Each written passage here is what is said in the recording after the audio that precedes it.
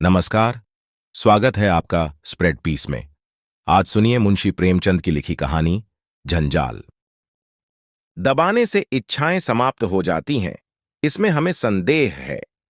संभव है कुछ मामलों में ऐसा होता हो, लेकिन प्रायः सहनशीलता बंद हवा की तरह आंधी की पूर्व पीठिका हुआ करती है। पार्वती को अपने पति के साथ रहते हुए 5 साल से ज्यादा हो गए, लेकिन उसने उनसे कभी कोई फरमाइश नहीं की।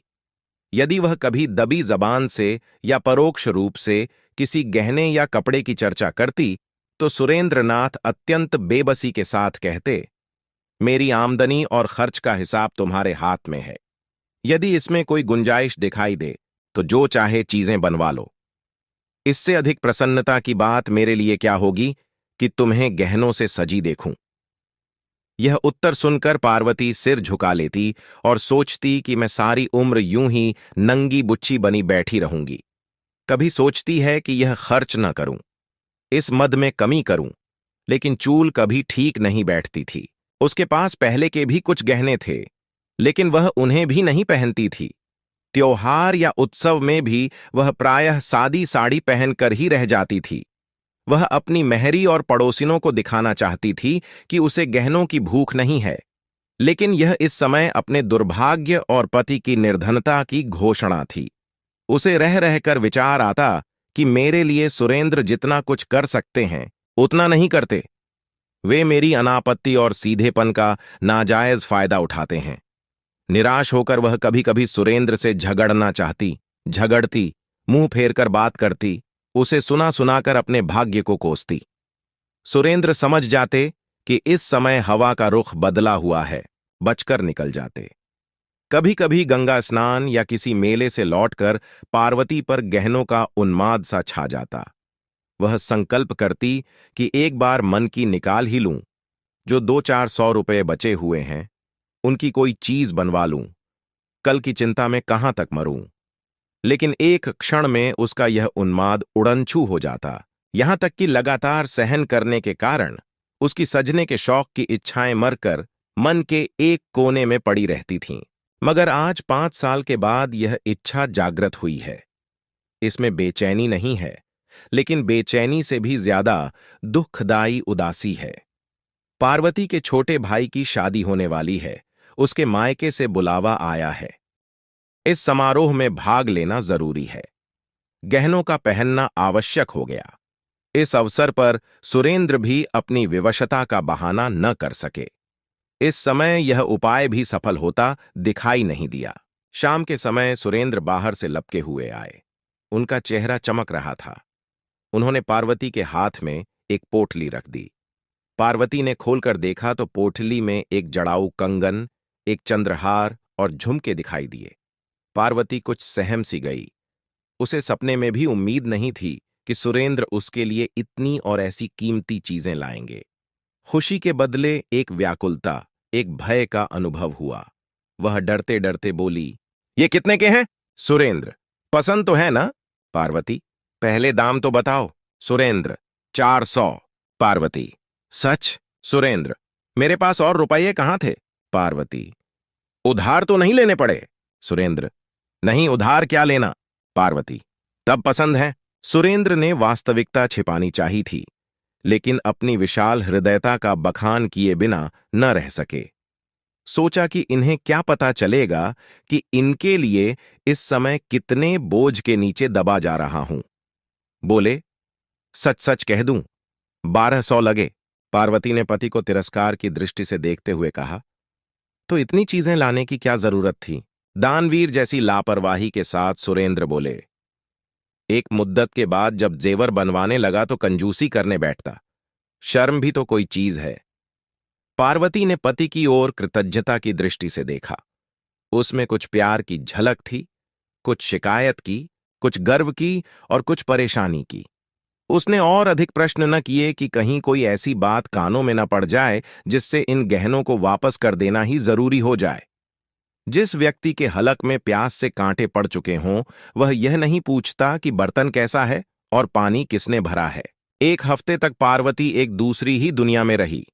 उसके अंदाज में एक शान, बातों में अभिमान और चेहरे से अमीरी झलकती थी। कितने ही ऐसे काम जिन्हें वह पहले निस्संकोच कर लिया करती थी, अब उसे दूभर लगने लगे। यहां तक कि अपनी नन्ही बच्ची तारा को गोद में लेते हुए भी उसे अपने कपड़े मैले होने की आशंका होने लगती थी।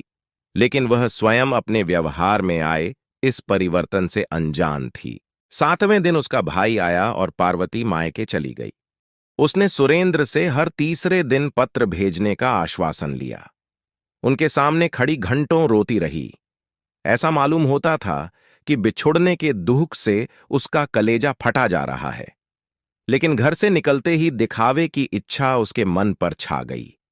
वह गाड़ी के एक जनाने डिब्बे में आकर बैठी, जिसमें अधिकांश महिलाएं निम्न वर्ग की थीं। उन्होंने पार्वती को आतंकित दृष्टि से देखा और इधर-उधर सिमट गईं। पार्वती खिड़की के सामने जाकर ऐसे बैठी मानो इतनी आवभगत उसका जन्मसिद्ध अधिकार हो। उसे गाड़ी में भले खानदान की केवल एक ही महिला दिखाई दी। उसका चेहरा गंभीर था। वह एक साफ साड़ी पहने हुए थी, पैरों में स्लीपर थे, हाथों में चूड़ियां, लेकिन शरीर पर गहनों के नाम पर एक तार तक न था। वह निम्न वर्ग की कई महिलाओं के बीच हाथ पांव सिकोड़े बैठी थी। मन ही मन पार्वती ने कहा, निस्संदेह सुंदर महिला है, लेकिन सम्मान कहां? कोई बात भी तो नहीं पूछता। एक कोने में दबी बैठी है। शरीर पर 4 गहने होते तो यही सब ओछी महिलाएं इसका सम्मान करतीं। नीचे फर्श पर पार्वती के निकट ही एक गरीब महिला बैठी हुई थी। उसकी गोद में एक बच्चा था, जो रह रहकर इतने जोर से खांसता और चीख मारता कि पार्वती मन ही मन झुंझला कर रह जाती। जब उसे रहा न गया तो उसने उस महिला से कहा, तुम दूसरी पटरी पर जा बैठो। इस लड़के के खांसने से मुझे नींद नहीं आ रही है। गरीब महिला ने पार्वती की ओर आश्चर्य से देखा और धीरे से सरक गई। रात आधी से अधिक बीत गई थी। खिड़कियों से ठंडी हवा आ रही थी।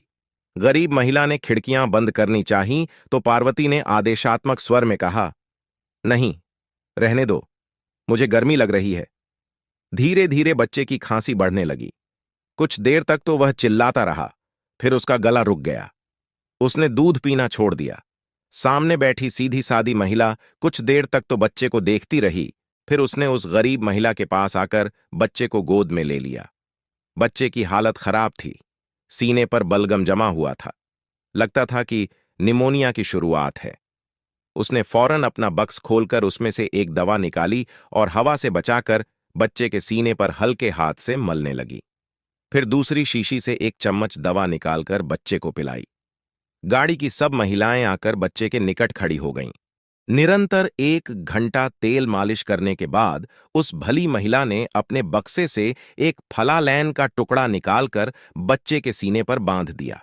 बच्चा सो गया। वह रात के 3 बजे तक बच्चे को गोद में लिए 1-1 घंटे पर दवा पिलाती रही। बच्चे ने दूध पीना शुरू किया। उसके गले की घरघराहट रुक गई और वह मौत के फंदे से निकल आया। बच्चे की मां अपनी उपकारिणी के पांवों पर गिर पड़ी और रो रो कर उसे धन्यवाद देने लगी। इलाहाबाद में पार्वती और वह सीधी सादी महिला दोनों उत्तरी। पार्वती का भाई आकर कुलियों को पुकारने लगा। जब कोई कुल्ली न आया तो पार्वती को ही अपने संदूक, बिस्तर आदि उतार उतार कर भाई को देने पड़े। उसकी रेशमी जैकेट चीरक गई। उधर उस गंभीर सीधी सादी महिला ने जैसे ही अपना बिस्तर उठाया तो लपक कर एक महिला ने उसके हाथों से बिस्तर ले लिया। दूसरी ने उसका संदूक उतार लिया। तीसरी ने उसका दवाओं का बक्स उठाया और कई महिलाएं उसे धर्मशाला तक पहुंचाने आईं। बीमार बच्चे की मां बार बार उसके आगे हाथ जोड़ती और पैरों पर गिरती। दूसरी महिलाएं भी उससे गले मिलीं। ऐसा लगता था मानो वे अपने किसी आत्मीय से बिछुड़ रही हों। लेकिन किसी ने पार्वती की बात भी न पूछी। उसके जाने से सब महिलाओं को सच्ची खुशी हुई, मानो सिर से एक बला ही टल गई। अब उन्हें जरा कमर सीधी करने की जगह तो मिलेगी। बीमार बच्चे की मां ने तो उसे घृणा की दृष्टि से देखा और मन ही मन उसे जी भरकर कोसा। पार्वती ने मन में कहा, इस सीधी सादी औरत ने तो अच्छा ही रंग जमा लिया। सभी महिलाएं अनुचरी बन गईं, मानो कोई मंत्र ही फूंक दिया हो। घमवारों के बीच तो ऐसा हो सकता है, लेकिन किसी भले घर में इसे कौन घास डालेगा। पार्वती का मायका शहर से सटी एक ऐसी बस्ती में था जिसे न शहर कह सकते थे न देहात। वहां शहर की तो एक भी सुविधा न थी, मगर देहात के सभी कष्ट मौजूद थे। न शहर की सड़कें, लालटेनें, नालियां थीं, न देहात का विस्तार, हरियाली और हवा। वहां का दूध शहर वाले पीते थे, सब्जी शहर वाले खाते थे, लकड़ी शहर वाले जलाते थे। वहां के मजदूर काम करने शहर में जाते थे। खाने पीने की चीजें वहां शहर से आकर ही बिकती थीं। पार्वती के पिता के पास कुछ जमीन थी, लेकिन वे मजदूरों की कमी के कारण खेती न कर सकते थे। उसके दोनों भाई अंग्रेजी पढ़ते और वकालत का सपना देखते थे। भोले भाले से चालाक बनने की धुन सवार थी। बेटी का ठाट बाट देखकर पार्वती की मां फूली न समाई। उसकी दुनिया उन्हीं इन्हें गिने मकानों और उनके निवासियों तक सीमित थी। वहां के गहने कपड़े, शादी ब्याह, झगड़े टंटे उसके अस्तित्व की धुरी थे। वह उनमें ही बसती थी और उन्हीं का सपना देखती थी। मोहल्ले में किसी के घर बच्चा पैदा होना उसके लिए पनामा नहर के उद्घाटन से भी बड़ी घटना थी, और किसी घर में एक नए कंठे का बनना दिल्ली के निर्माण से कहीं अधिक शानदार। पार्वती को देखकर बाग बाग हो गई। उसे साथ लेकर पड़ोसिनों के घर गई। जो भी उसके कंगन और चंद्रहार को देखता लोटपोट हो जाता। मां सामने वाले की सामर्थ्य के अनुसार उन गहनों का मूल्य बढ़ाती रहती थी। 2-3 दिन पूरे मोहल्ले में उन गहनों की नुमाइश हुई। पार्वती का सिक्का जम गया, उसका रौब बैठ गया।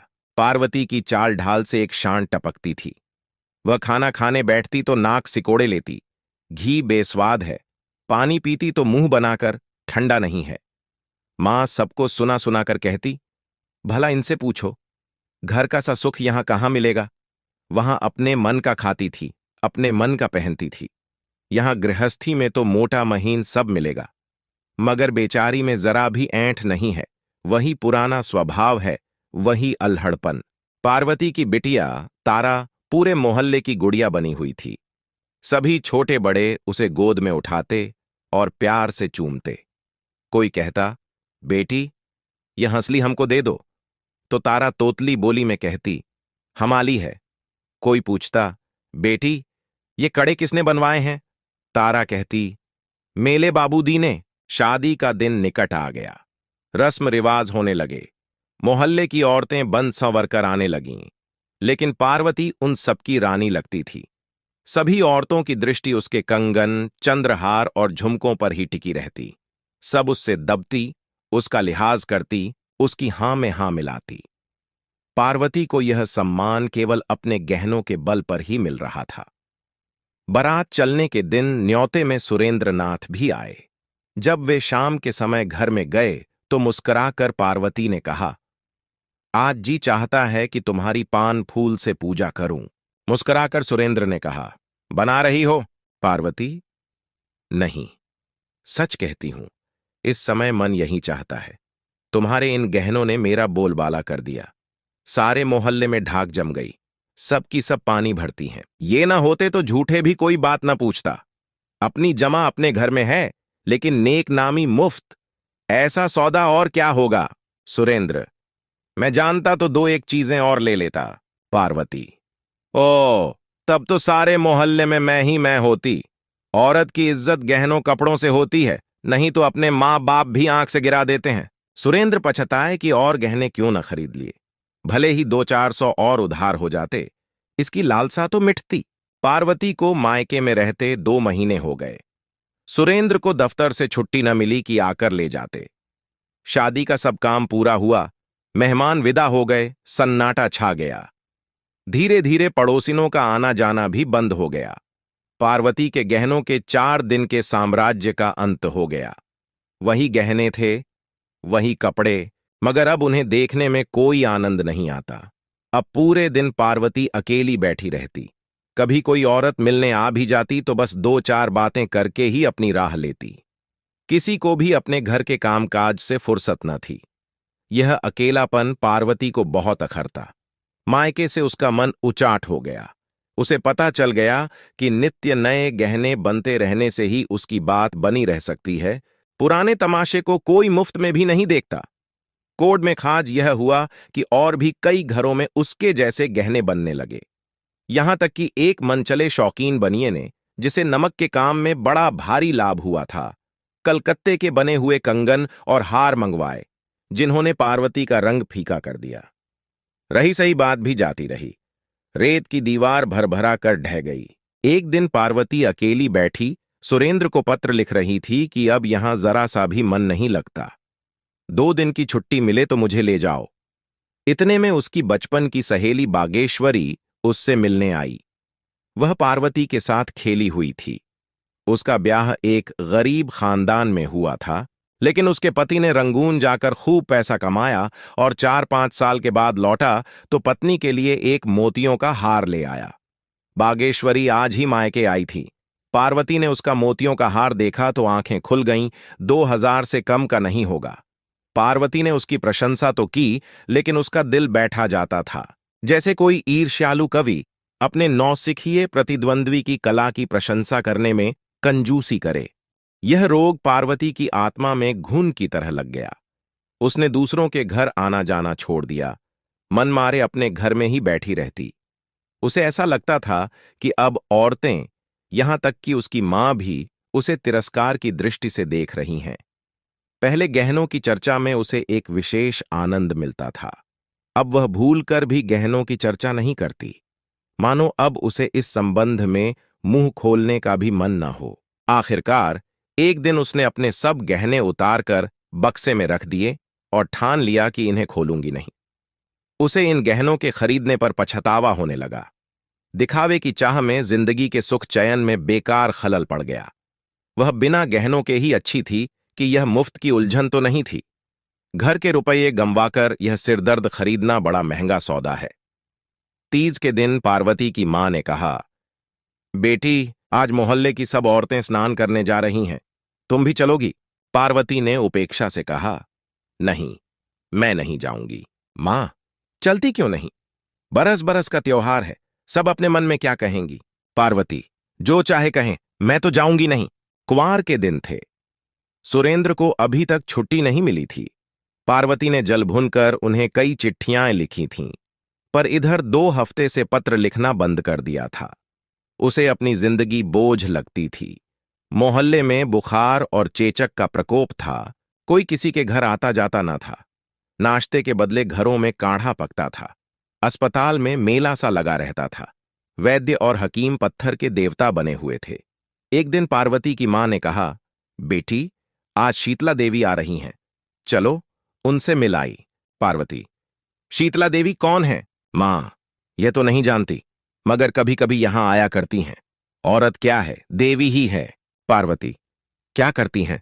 मां, यहां तो जब आती हैं बीमारों की दवा दारू करती हैं और किसी से एक पैसा भी नहीं लेती। पार्वती, तो घर की मालदार होंगी। मां, नहीं, सुनती हूं कि सिलाई करके गुजर बसर करती हैं। ब्याह के बाद ही पति हैजे से मर गया, उसका मुंह तक नहीं देखा, तब से इसी भांति काम कर रही हैं। पार्वती, तो क्या अभी उम्र अधिक नहीं है? मां, नहीं, अभी उम्र ही क्या है। नारायण ने जैसी शक्ल सूरत दी है, वैसा ही स्वभाव है। किसी महल में होती तो महल जगमगा उठता। ऐसी हंसमुख, ऐसी मिलनसार कि पास से हटने का मन नहीं होता। जब तक यहां रहती हैं, भीड़ लगी रहती है। पूरा मोहल्ला घेरे रहता है। इतने में मेहरी ने आकर कहा, बहू जी, शीतला देवी आई हैं और पाठशाला में बैठी हुई लड़कियों से कुछ पूछ रही हैं। कई लड़कियों को तो इनाम भी दिए हैं। मैं भी जाती हूं, जरा दर्शन कराऊं। मां ने कहा, अरे तू पानी तो भर दे, न जाने कब तक लौटेगी। मेहरी, अभी लौट ही आती हूं, कहीं ऐसा ना हो कि चली जाए। मेहरी के जाने के 1 घंटे बाद पार्वती की वही मोतियों के हार वाली सहेली आकर बोली, चलो बहन, शीतला देवी से मिल आई। मोहल्ले की सभी औरतें जा रही हैं। पार्वती को भी उत्कंठा हुई। तारा को एक अच्छी सी फ्रॉक पहना दी, लेकिन स्वयं वही सादी सी साड़ी पहने हुए शीतला से मिलने चली। गहने नहीं पहने। जब दोनों सहेलियां पाठशाला में पहुंची तो औरतों और बच्चों की भीड़ जमा थी। शीतला देवी जमीन पर बैठी हुई बच्चों को देख रही थीं और बक्स से निकाल निकाल कर दवा देती जाती थी। मानो पेड़ों की छांव में एक उजला कुंड था, वैसा ही मौन, गंभीर, शांतिमय और सुंदर। शीतला की आंखों से एक चित्ताकर्षक पवित्रता झलक रही थी। पार्वती ने उसे पहचान लिया। यह वही सीधी सादी महिला थी जिसे उसने गाड़ी में देखा था।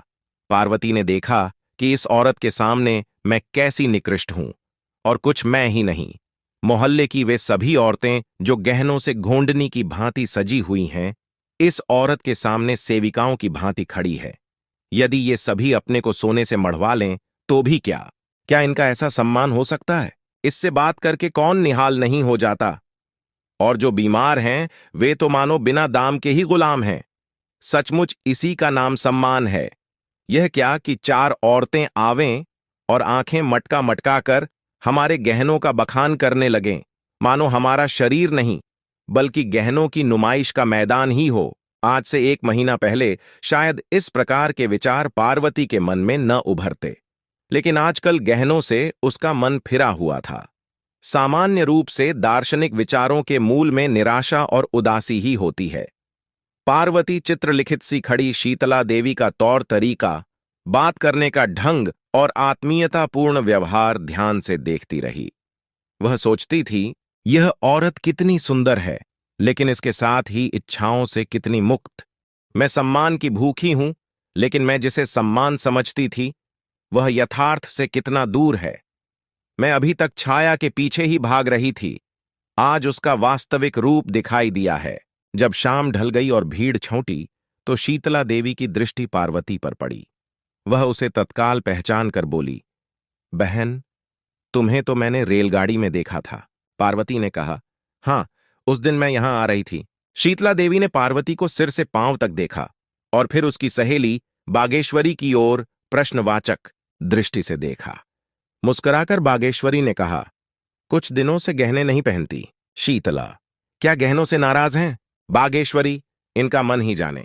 पार्वती, आप भी तो नहीं पहनती? शीतला, मुझे मयस्सर ही कहां, मैं तो भिखारिन हूं, बहनों की सेवा करती हूं और पुण्य के मार्ग में वे जो कुछ दे देती हैं उसी से अपना पेट पालती हूं।